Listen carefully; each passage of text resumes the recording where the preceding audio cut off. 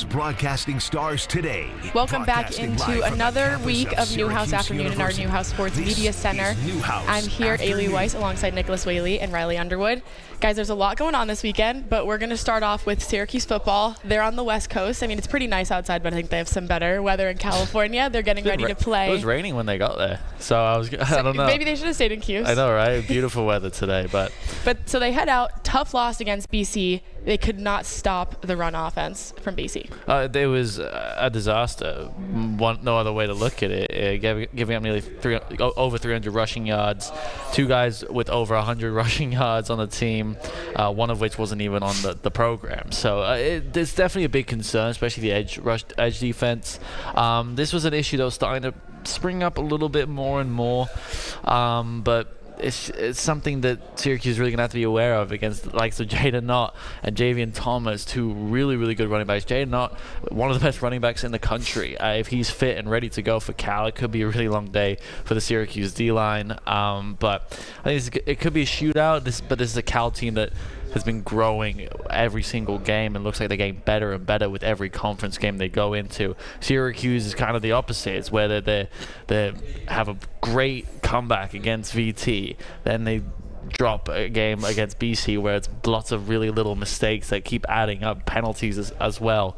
I think it's going to be a shootout, but it's going to be a difficult one for the Qs. Yeah, I think this is going to be a really difficult game and a difficult team in California to go up against, especially because in the Boston College game, you knew they were going on the ground. I mean, they only threw for 65 yards. Castellanos went out early in that one, and then they only threw 13 passes. They rushed 48 times for over 300 yards. They knew that they were going to run the ball. They just couldn't stop it. And the thing, it's just that's where California excels also. They like running the ball. As you mentioned, they have one of the best running backs in the ACC, and especially it also concerns me on the Syracuse offensive side. This California defense is really good.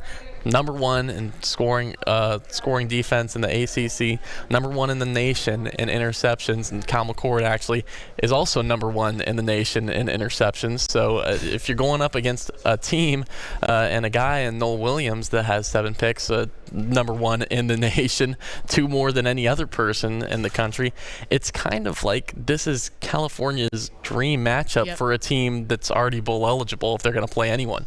I think that also as well, just to piggyback off of Noel Williams, is that he has 3 of his interceptions have been in the end zone. So it's like they have big time players that have been making big time plays, and on the other side of the ball as well, I think Mendoza, quarterback for Cal, has been excellent this season. He's been very consistent, only thrown 4 interceptions. It's tied with Cade Klubnik, who's a Heisman candidate. He's not an elite quarterback by any stretch of the imagination, but he's only a sophomore. He's going to keep growing into this team, and he's just consistent. 69% completion rating as well for him, and I'm interested to see how he's able to develop over the next few years for Cal and for the rest of the ACC as well, because you added these 3 teams. SMU, all of a sudden, they look like they're going to probably win the ACC, looking at the rest of their schedule. Clemson, obviously, now in second, but you got 2 teams like Cal and SMU who have really taken a big step forward and made the conference better. So I'm excited to see how they all develop over the next coming years as well. And this California team is better than they look like on paper. I mean, they're 5-4. They only have 1 conference win, but it's a team. They lost 4 straight in late September, going into October. But all those losses were 5 points or less. They're Miami a run for their money. Yeah. This is a good team, and they blew out Oregon State. They're coming off 2 straight wins, and they're at home. So I think California is looking for bowl eligibility. This is their game that they really want to win. And it's a team that's better than many people think. Well, we talked about, I just want to loop back to the Syracuse defense. Marlo Wax was saying that BC's rush offense is something that they haven't seen all season. You're getting towards the end of your season and teams are still presenting you with new obstacles. What does the Syracuse defense need to do to stop being so porous and tighten up their defense, I guess. Yeah, I think they just need to hunker down. That 7 in the box just really needs to tighten up as a unit, work as a unit, and just collapse on the run, because you know that this team is really going to run the ball, and that's where you just gotta capitalize on knowing what the other team's game plan is. I think as well that one interesting for me I've noticed the last few games is that Justin Barron has stayed in that linebacker position. Darren McDonald hasn't really got that starting role back, even with the return of Marlo Wax. And in the trenches where Syracuse has struggled over the last 2 games, I'd like to see a little bit of a change, especially at linebacker. Like, Justin Barron has done an excellent job filling in for Marlo Wax as well. When all those positions need to be shifted around to fit the defensive captain, but I think there needs to be a little bit of a change. Something needs to get freshened up, especially against a Cal team that, like Riley mentioned, they're gonna be running the ball. There's no they are elite at doing so, and the likes of Javen Thomas, if he's the one that is going to have more of the touches because of Jaden Knott's questionable injury. If he's really fully fit to go, Javen Thomas, he's got the speed. He's also got the strength to just plow through Syracuse D line and the secondary. So it's going to be a long afternoon, I think, for the Syracuse D line. But I need to see a little bit. Just something needs to get freshened up, in my opinion, anyway. I think it comes back to the turnovers too. I think the winner of the turnover battle is going to win this football game, because California, I mean, they're really good at not turning the ball over. Fernando Mendoza doesn't throw many interceptions, and the defense forces a lot of turnovers. I mean, they're number 2 in the nation in turnover margin, and they're plus 16. Syracuse is -3. They turn the ball over. And the other thing as well, like, it's the whole unit for Cal as well. Xavier Carlton, the leading linebacker for this Cal Golden Bears team, 9 sacks on the season, 3rd in the ACC, top 15 in the NCAA for sacks per game this season, top 20 defense in the country. And having that incredible pass rush as well, which is going to be so dangerous against a Syracuse team that only likes to throw the ball. If it seems that over this season, that forces really dangerous throws from the opposing quarterback, and that is why the secondary, I think, has been able to have 17 interceptions on the year. Is that because the pass rush has been so efficient that forces the quarterback to make those mistakes. And we learned that on the Syracuse defensive side, Jaden Bellamy's out for this game. So when you look at it, two of the top 3 defensive backs, 2 of the top 3 corners at the beginning of the season aren't playing anymore for the Syracuse defense. So even if we're hammering in on this front 7 really needs to lock in, the back end, the secondaries, they're getting depleted too, and they might be getting attacked. Well, Kyle McCord has kind of been threading the needle a little bit more than he needs to have been the last couple of games.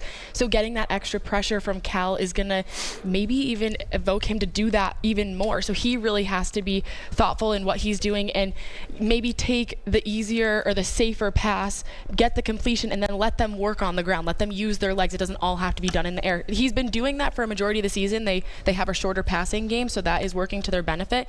But kind of shake it up a little bit. Yes, run on the ground, then do a couple short passes, and then take a shot down the field if you're close enough to the next first down. I do expect a big game from LaQuinn Allen on Saturday, because I think Fran Brad's got to look at the table, look at his options on offense, and be like, we need to mix it up. Yep.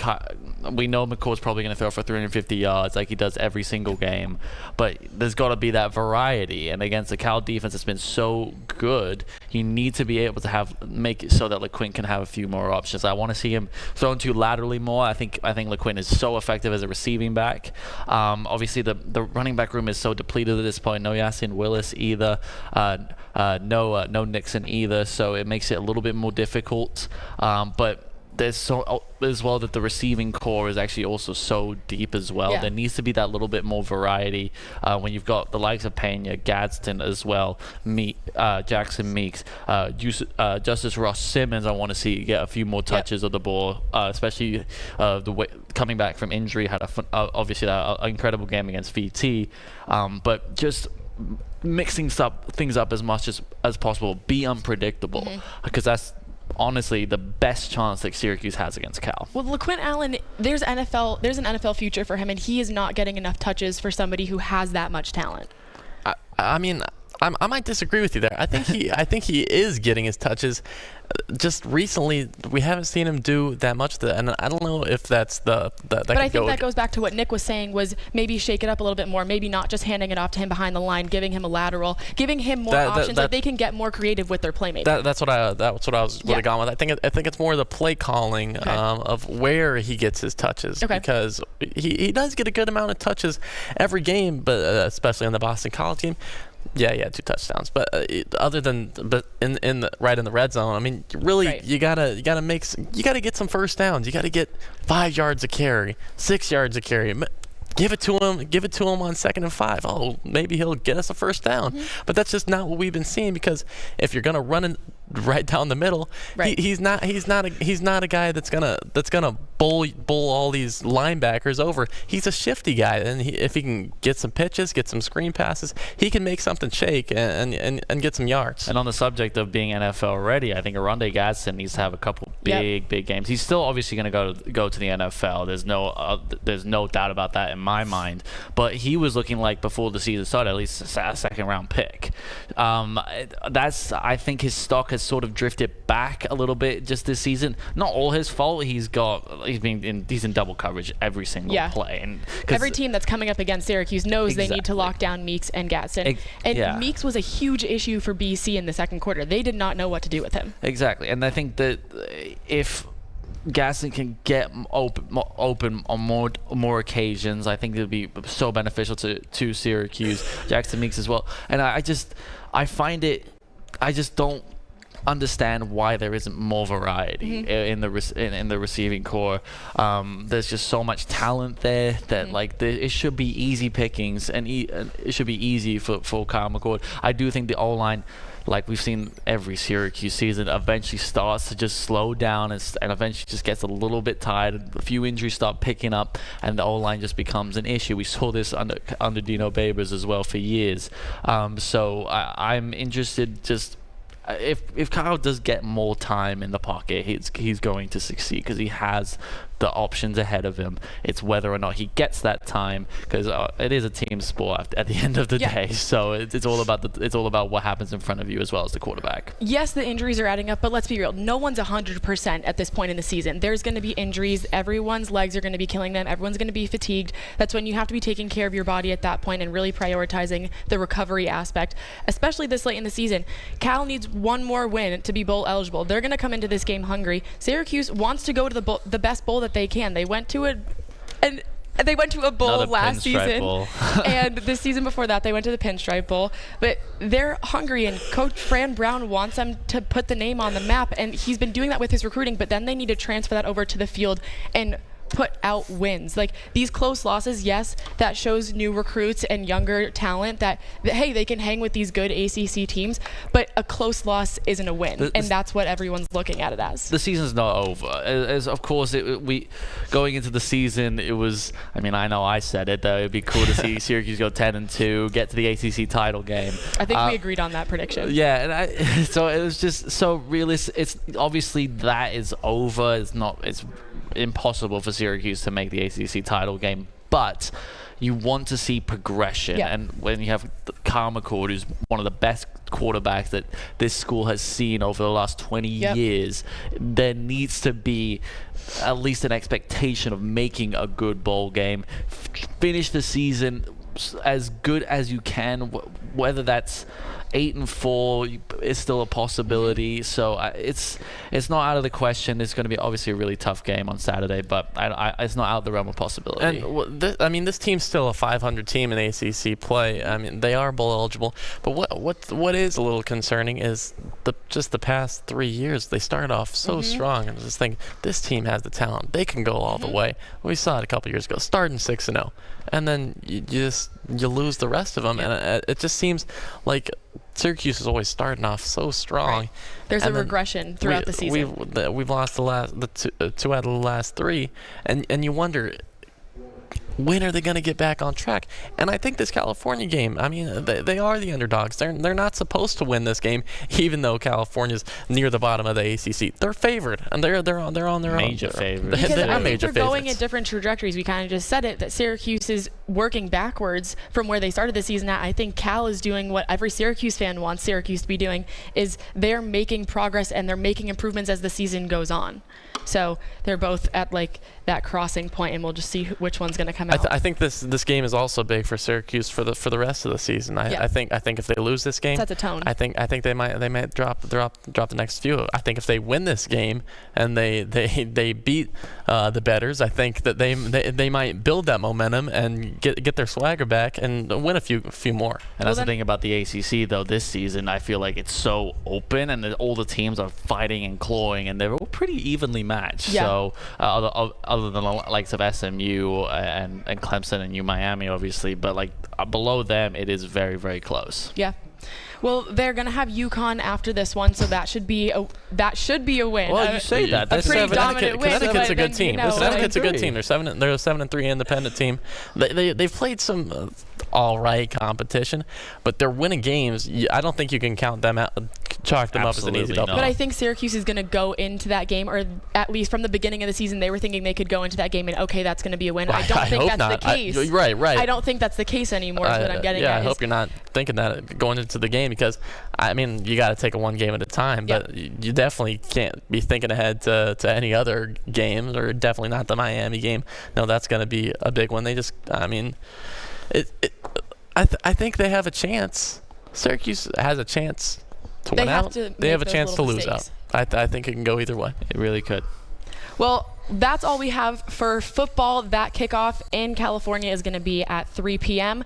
On the other side of the break, we're going to break down everything men's basketball. Game day radio coverage of Syracuse football is brought to you by Thank you. That was a good block. Yeah. Really good block. Oh my God, I have not been filling that out. I know. I just checked yours to see if you've done it, because I don't know the dates. Okay, what was 2 weeks ago today? The 1st, and then the 18th, then the 4th. What are you filling out? The Google sheet, so we get paid. You wanna what is that on? That's a Newhouse at night on Sheets. Okay. Wait, who's like committed? Do you wanna put mine on? Yeah, I would have thought you would have done too. Yeah, you want to do mine too? Jeez. Okay. You can just copy the rows. Well, no, I will. I just need to figure out which one's which. I could feel the eyes of those people looking at us when we were talking. I know, right? It's like, oh. Wow, these people doing. Guys, it's hot in here. Yeah, what? It is very warm. I'm sweating. I guess. Okay, these are the same leaks that we've done it. God.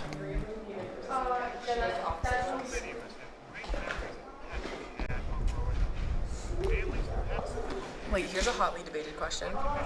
Do you guys like room temperature water or ice cold water? Ice cold water. Cold.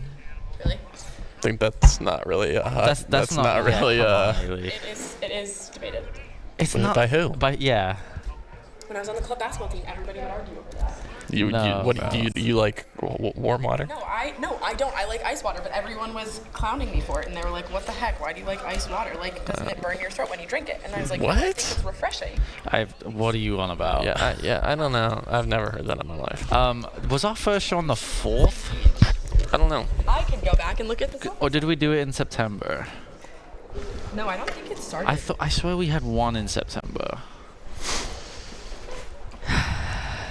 October. Oh I'm so sorry, everybody. That was so I'm loud, so Whaley. sorry. What the heck? When was our first show? What was that? Oh wait, you know when it was? It was October something. October 4th, because this was the first one, and I missed it because I was hosting the show. one? Yeah. Yeah. All right, cool. Then these are it. Cool. All right, and I'll copy and paste everybody's because. Oh, hi, Mai. Oh, she's so festive in the navy and orange. She's awesome. She's the GOAT. Where's the Underwood tab? There it is. Huh? No. All right, there we go. Boom. It's in there for all of you. Thank you. Thank you very much, sir. You got it. Appreciate you. So now we could all get monies. I'm so broke. I was telling my dad that I was like, I need to start like hitting up all the families I used to babysit for in high school when break comes around. Do we have the same phone? Yes. You do remember this? Remember when we all made dinner at Oh, yeah. and I was like, wait, is that my phone? At That's actually Stevens? hilarious. Yeah. From Amazon? Yeah. Oh wait, no, it's a little different. Look at the side. Mine's smooth, yours is bumpy. Yeah. I like having the grip on the side. You think it makes a difference? Oh, yeah. Well, okay, well, if you're setting your phone up somewhere and it's not it's a smooth surface, this won't fall. I don't think so. You don't think so? No, I don't really think that's how that works. No. Do we think I have time to? Oh, 30. No, you don't. No time. Tried. I can see the little spiky things from my bun and Jack. Squad. This hour of Newhouse Afternoon is powered by Drivers Village Cicero. Go to dvoffers.com. DV. Yes. What did I say? DMV? DMV. Okay.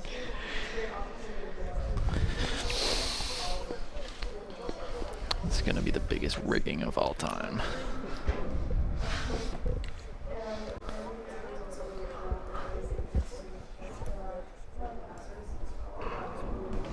Seven and 100.1. Watch live on QSportsTalk.com. Tomorrow's broadcasting stars today. Broadcasting live from the campus of Syracuse University. This is Newhouse Afternoon. Welcome back into the Newhouse Sports Media Center here in Newhouse. I'm Ailey Weiss alongside Nicholas Whaley and Riley Underwood. We just broke down football. They're going to be kicking off tomorrow at 3 p.m. against Cal. But the men's basketball team has started off against two teams that historically have given them a little bit of trouble, but they typically come out with the win. A close one against Lemoyne, and then another close one against Colgate. Yeah. I think those are games that Syracuse is expected to win by a lot more than 4 and 2 points respectively. Yep. I think they could have easily gave that Colgate game away at the end. I mean, the missed free throws after missed free throws. I mean, they're free for a reason. So I mean, when you have the chance to seal the game, you really gotta take advantage of it, because there was that 1-3 in the final minute Colgate took that looked pure from too close. Looked pure from the shot that's bounced out, and then the final one, luckily he slipped and the ball dribbled away as time expired. But I mean, these are teams that are early tests for the Orange. Yeah, these are early tests. I think Lemoyne first ever game, competitive game D1. Obviously, we know what happened 10 years ago. That Lemoyne able to beat Syracuse in an exhibition, but obviously this meant a little bit more.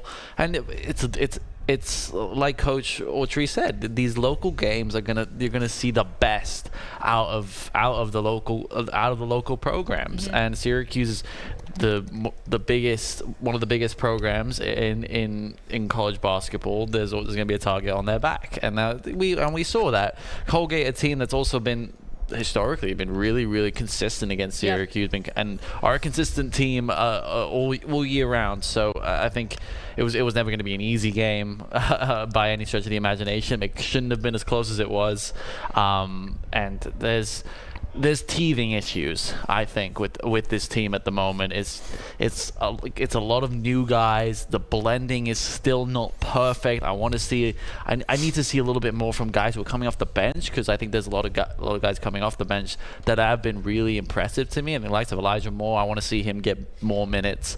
How about Jair Davis? Yeah, he's been phenomenal. He's been really electric. His personality shows on the court. He comes out and he just asserts dominance over any competitor that he faces. He's been grabbing boards off the glass aggressively. He's been either putting it back up and making sure it goes in, or grabbing it another time if it trickles around the rim and then comes back out, or he's dishing it out to Bell in the corner for the 3, or getting it back out to Carlos, and then he can set up the offense again.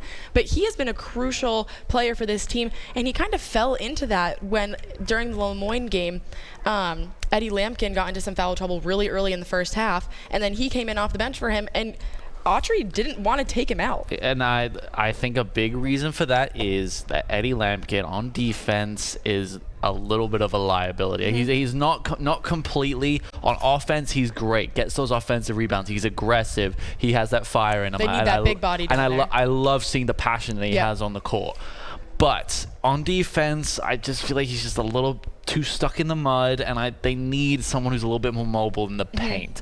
And I think having Jair Davis come in there, and for me he's been one of the best, one of the most impressive transfers, and one that's there was that question of who was gonna be that transfer that made that big step. Of course, Lampkin always gets the headlines of coming in after a great NCAA tournament. I was questioning who it was going to be. Was it going to be Jaquan Carlos, who had a great few exhibition games and running the point as well? I think he's been really good as well. But I think Jared Davis has been that key transfer that's come in, and he's another one that I want to see get more minutes. Yeah, I don't know if he's been brilliant off the bench. I don't know if his role is going to be moving to the starting lineup soon, but I don't know. I mean, I think he's one of the 5 best players probably on the team. I don't know where he fits, because do you bench Donnie Freeman? I don't know. Do you bench Eddie Lampkin? I don't think so. So is he just a spark off the bench that can give you over 20 minutes a game? Copeland-esque. I mean, yeah, Jair Davis has been excellent in these few games, and I think obviously a win is a win, but I think the problem has lied in the motor, the efforts on defense. I think this is one of the most talented rosters in the ACC. If you just look at all the players stacking up, I don't know if there's a team that's deeper and more skilled from 1 to 10 than this Syracuse team. But the problem lies in there's so many good players on this team. There's also some egos too. I mean, I think I'd like to see it just mesh a little more. Slide those feet on defense. Show some effort. It's not a one-man show out there, and you've been squeaking by these teams that you should beat by 10, 20 points. I think the defensive effort is going to make a huge impact going forward. They have to get into the grittiness of the basketball game, which particularly comes on defense, I would say, for the most part, and that's where I think they're lacking a lot. Like JJ Starling, we haven't seen much of him at all, especially in the first halves of games. Yeah, he's come alive a little bit more in the second half, but if he's going to be their go-to guy, every Syracuse fan is saying coming into the season, JJ Starling is the guy for Syracuse. He's not proving that right now to anyone. I know it's only 2 games into the season, so I take that with a grain of salt. But as of right now, like, he needs to be the face of the team. He needs to be taking control. He's not the point guard, that's Carlos, but that's going to allow him to fall more comfortably into the shooting guard, which is where he naturally falls to more often, and he can also create from there. That doesn't necessarily mean he has to shoot the ball every time he touches it. He can drive and dish and pass around and just kind of create more opportunities, even get a little bit of like 3-man weave up at the top of the arc going, something like that, just moving the offense a little bit more, getting creative and implementing himself. If he's not going to score points, you need to have assists, you need to have rebounds, you need to have steals, you need to be doing everything else. I do think, though, remember last year, JJ started really slow. Like really slow. I remember because I texted my dad and I was like, wait, why isn't he playing as well as everyone thought? What the heck? And my dad was like, okay, give him a couple games. And I don't think JJ's done that bad of a job. I mean, exactly. No, it was that last he scored in double figures both games, and I think but mostly in the second half is what I'm saying. Like, they had this struggle last year, and even the Syracuse football team is struggling with this. They're starting out too slow. They need to come off the bench hotter, faster, pedal to the metal, because they're having close games against Colgate and Lemoyne. When they start to play ACC teams like UNC and Duke and all these polished teams, you cannot start off slow. You're going to be in a hole from the first 10 minutes, and then 2 games. Yeah. No, I know, but I'm saying they don't want to fall into bad habits early. For sure. But Lemoyne, first year in D1, had a great year last year. Mm-hmm. Like they probably should have. They nearly made the tournament. They nearly won the NEC. So it's not like that they're bad basketball team by any stretch of the imagination. Same with Colgate. These are really good teams, and they are gonna step up to the challenge of playing an SU team that's still trying to figure itself out. Yeah, they have to figure out their identity. So, and I think that we just got to give it time. I do think that there's things that you definitely can see that need to change. I didn't quite like what Coach Audrey was saying though in his press conference, that he already knew the questions were coming. That gave me a little bit of a worry. But at the same time, like those questions are a little bit premature for me.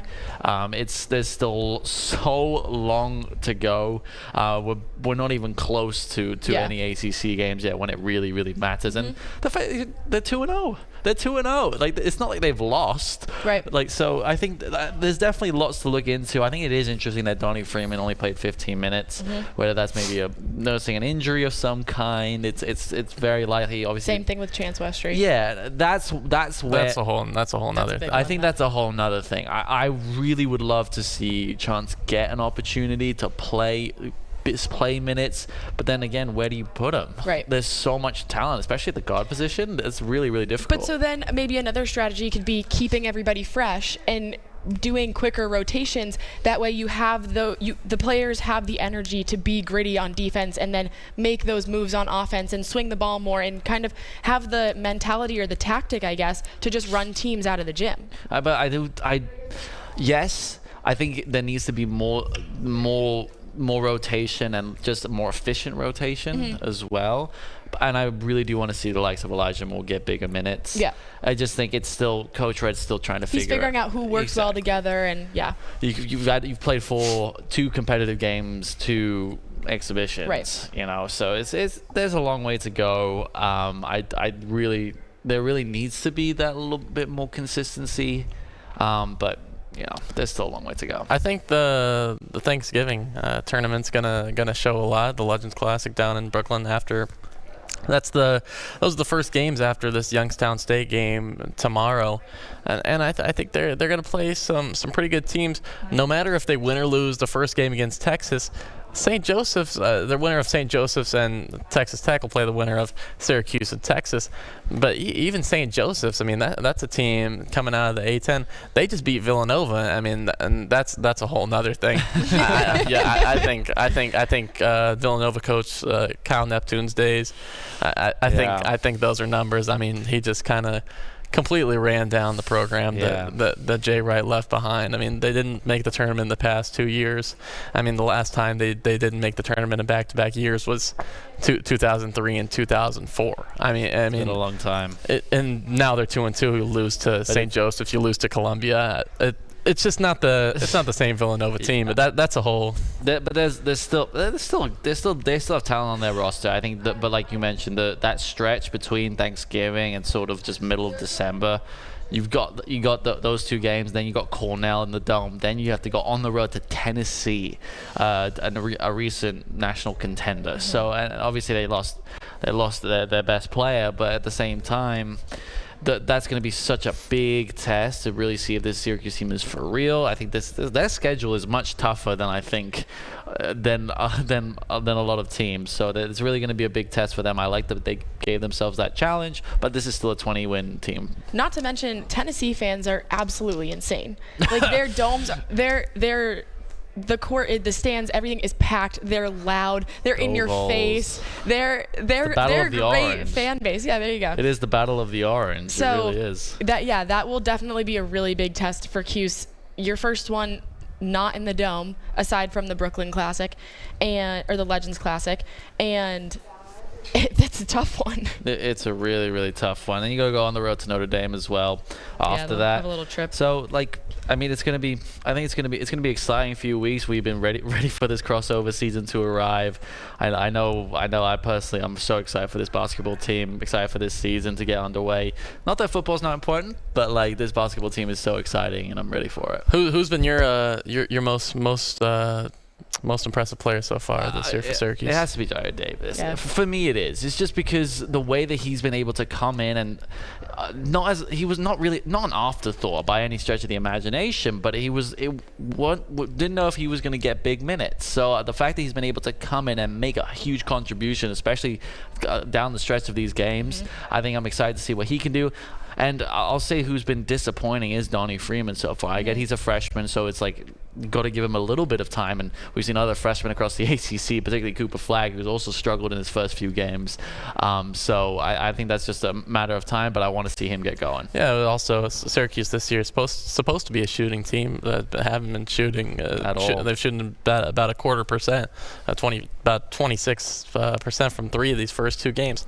Yeah, it's only 2 games, but you'd like to see them shoot the ball a little better. Get him in. Get Elijah Keep waiting Moore for it. in. Keep waiting for it. I need to see that happen before Christmas. I'm just saying. All right, well, the men's team will tip off against Youngstown State tomorrow. Youngstown State, sorry. Tomorrow at 1 p.m. in the Dome. And on the other side of this break, we're going to talk about women's basketball and the struggle that they've had so far this season. From opening night to Why Super did I Bowl. not say that? Youngstown Town, like hello? What? It says Youngstown. I know. I'm from Ohio. dyslexic. That's why I pulled the mic away. I heard it though. Oh, really? No, yeah. Oh wait, yeah. When is Kyne's commitment? Tonight at 5:30. Oh, 5:30. I thought it was 7.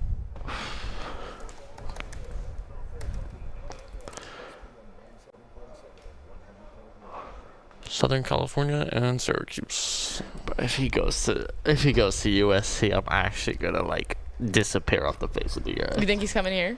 He has to. Like between that and USC, I don't know. Like, come on, please, dude. Your dad's name is on the building. Please, come on. Like, everyone who's watching on Q Sports Talk, please give us your questions. Give us your insight. Tune in. Give us some fun stuff to talk about on the break. The breaks are long. They are. Yeah, but I think he goes. I think he comes here. You think? I don't know. I don't know. Everyone's predicting he does.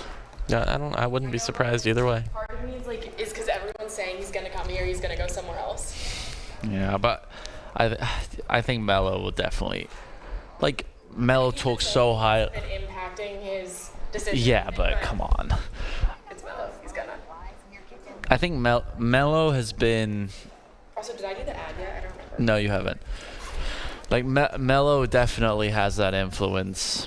And it's just like he talks so highly about his time at Q's and how important it was for him. So I would really, I think I'd be surprised if he went to SC, and that would suck because I hate USC with a passion. Go Bruins. Go Bruins. I'm not that big USC fan. Jordan, what are your predictions? Do you think he's gonna come here? Feel that?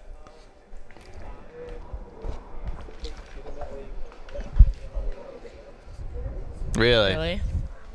That confident too. I'm sure there's a place where you can do that. Oh, absolutely. I bet there's a betting line.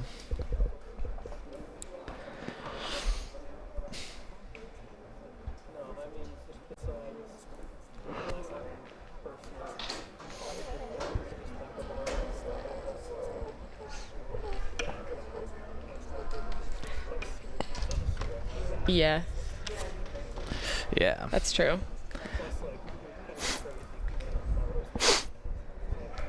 True. I'm going to USC. He could be fooling us all. Yeah. Bronny James should have gone to Ohio State though. That's my only worry is that I would have thought he would have gone to Ohio State and not SC.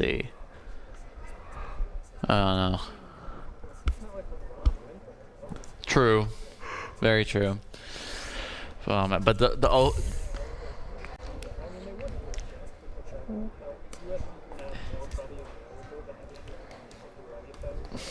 yeah.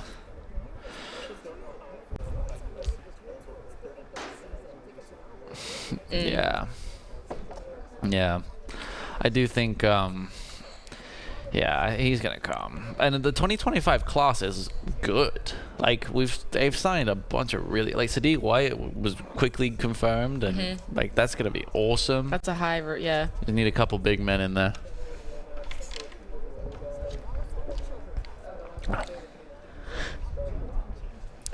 You would hope. Only live off hope these days. We got any questions? No. Nah. I don't know if that's just...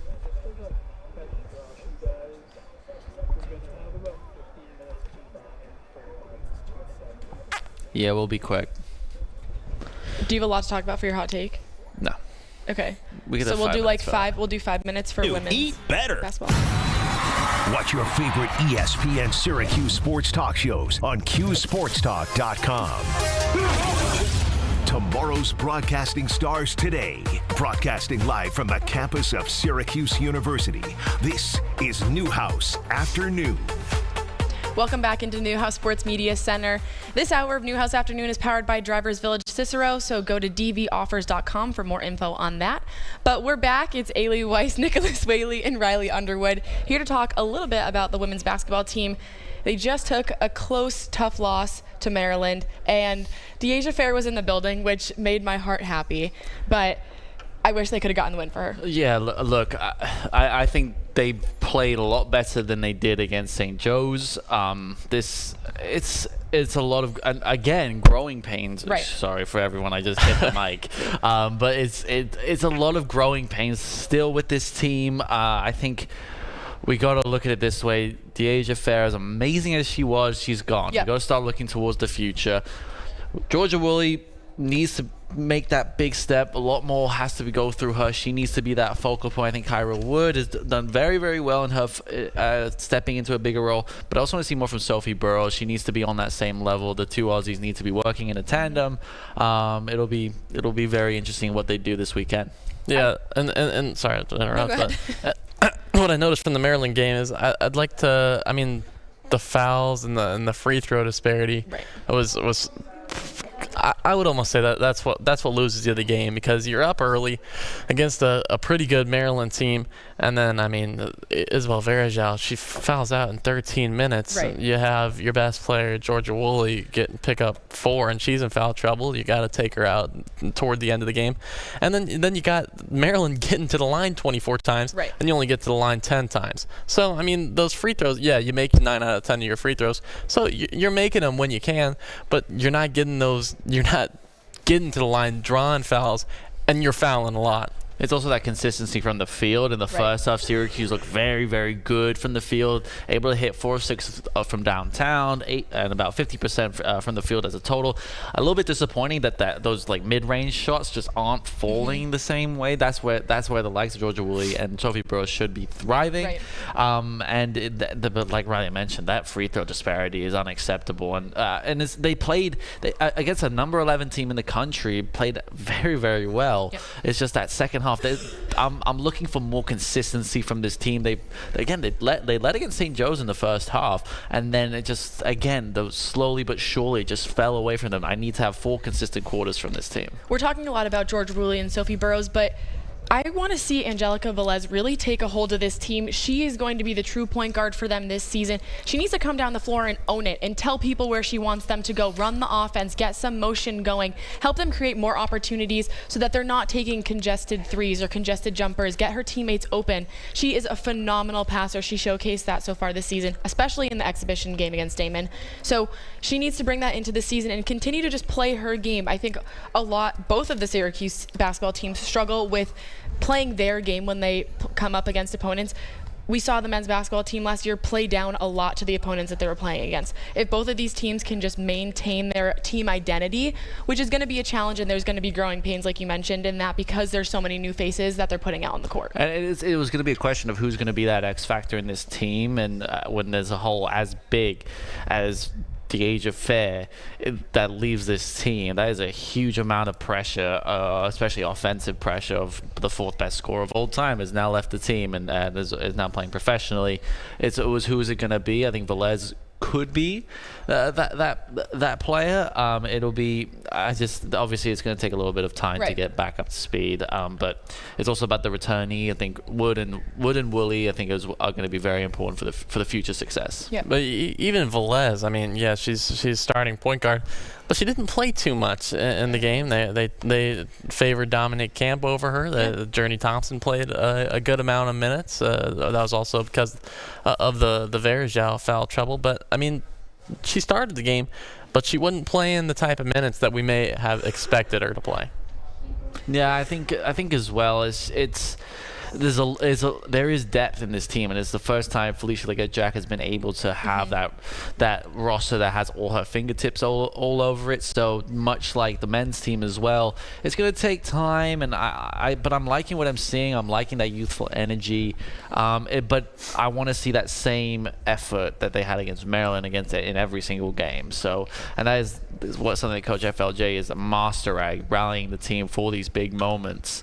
But that needs to happen game in, game out. I did appreciate the consistency that they had quarter by quarter. The first quarter they had 20 points. Second one they fell a little bit shorter, 11. If they had scored a few more points in that quarter and stayed more consistent, this game would have been closer and come down to the line a bit more, but that's in retrospect. And then the third and fourth quarters, they both scored 21 points. So they are getting up a good number of points for the most part, but they just have to find a little bit more consistency. And that's the thing though, is that they're playing with the same quality that they had in that NCAA tournament team, but they're just missing that final quarter. They did it for 3 quarters against Maryland. Number 11 Maryland at that exactly. Too. You got to do it for all 4, and that's going to be what's important. Even with the loss, I think it was a good rebound performance from the St. Joseph's loss.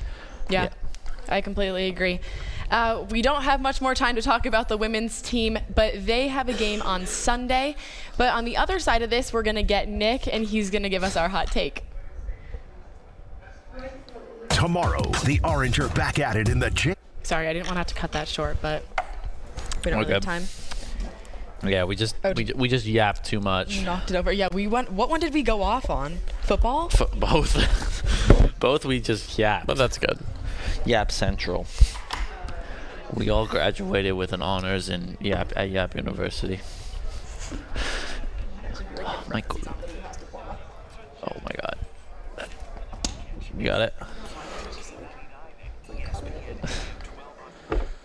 Alrighty.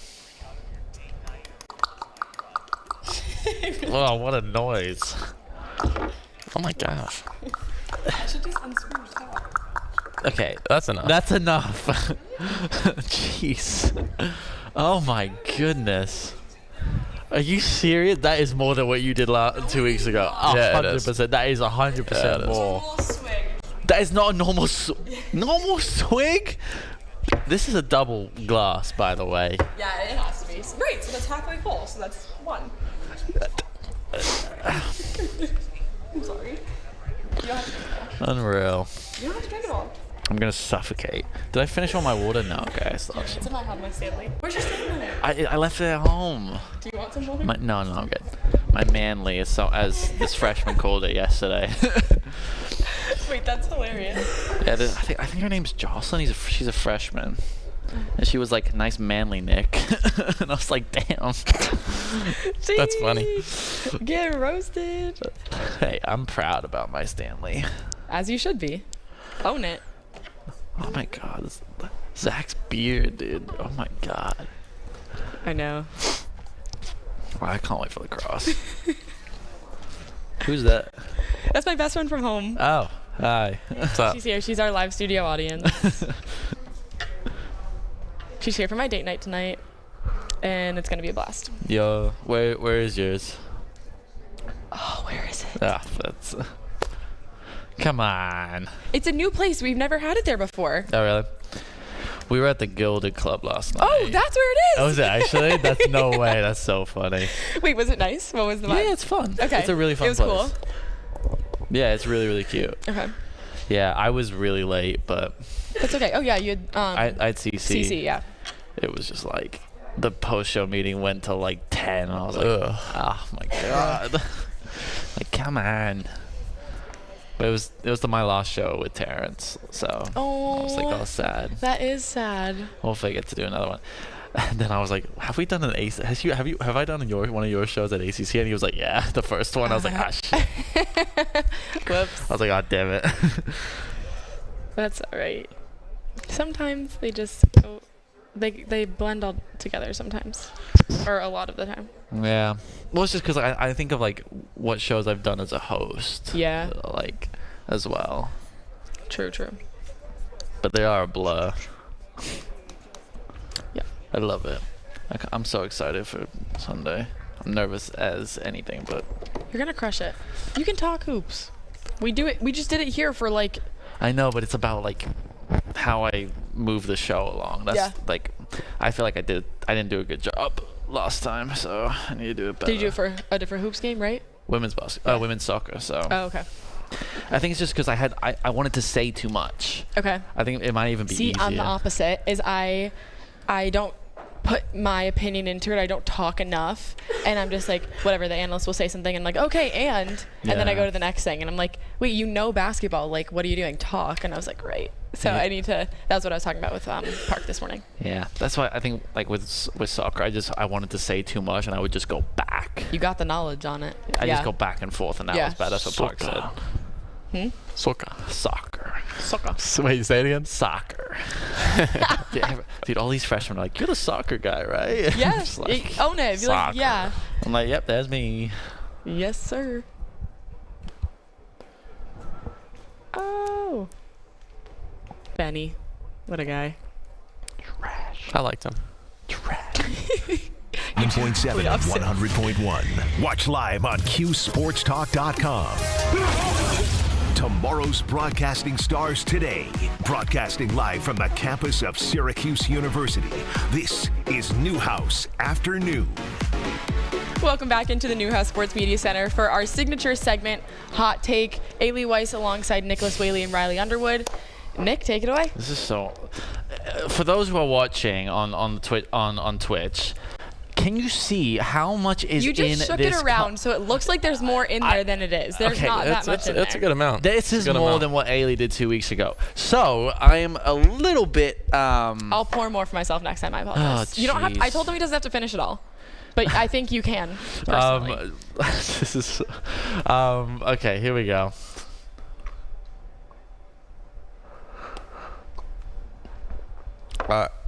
Okay. All right, my hot take. You can do it without the water. Is men's basketball. I'm not drinking the water. Men's basketball will finish ahead of Duke in the ACC standings. Let me tell you why. This Duke team is struggling to implement all their freshmen. Okay. Cooper Flag has not been good. Okay. In my opinion. Okay. I still think they're having the same growing pains that Syracuse is having. Arguably, Syracuse has a little bit more experience, and I think it's going to make a difference down the stretch. I think, as well, Duke, their schedule is a little bit tougher than Cuse's, in my opinion. I think Syracuse is going to finish ahead of Duke in the ACC standings. Means Syracuse will absolutely make the NCAA tournament. Okay. Well, I like the NCAA tournament pick. I don't know if they're finishing ahead of Duke. Yeah. I mean, I don't know if I agree with I mean, he's almost averaging 20 on 45% shooting, and they've rolled over their first two opponents. Okay, but who have they played? They played Maine and Army, and then they lost to Kentucky. Well, I mean, that's a test. Kentucky's always going to be a good team. Look at the score of the game. It was 77-72. That's a close game. So? We're talking about the Syracuse games, Lemoyne and Colgate. Those don't even hold any weight against a Kentucky.